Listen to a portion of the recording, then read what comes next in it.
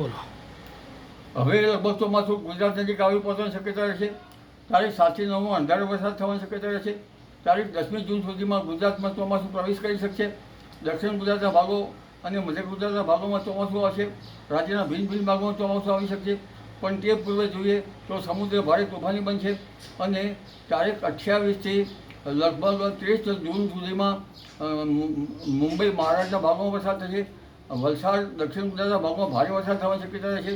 આ ઉપરાંત દક્ષિણ સૌરાષ્ટ્રના ભાગમાં પણ ભારે વરસાદ થવાની શક્યતા રહેશે. અને અન્ય રીતે જોઈએ તો લગભગ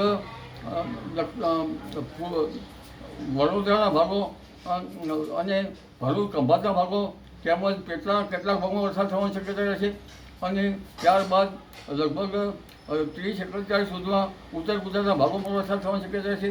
પશ્ચિમી વિક્ષોભના અસરના કારણે ઉત્તર ભારતમાં 80થી 90 કિલોમીટર ઝડપનો પવન ફૂંકાશે અને આ પવનની ગતિ વધારે રહેશે. એટલે આ વરસાદ જે છે એ ઉત્તર ગુજરાતમાં ભારે પવનની ગતિથી રહેશે. પવનની ગતિ 50થી 60 કિલોમીટર ઝડપથી રહેશે.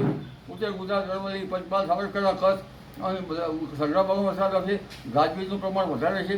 પણ ભારે પવનની ગતિના કારણે આંબાના પાકો પર અસર થશે. ખેડૂત ભાઈઓએ ધ્યાન રાખવું અને પશુપાલકોએ પણ પોતાના પશુઓનું ધ્યાન રાખવાનું થશે. ભારે પવનની ગતિના કારણે જનધનને હાનિ થવાની શક્યતા ઘણી વખત વધી જતી હોય છે. જી.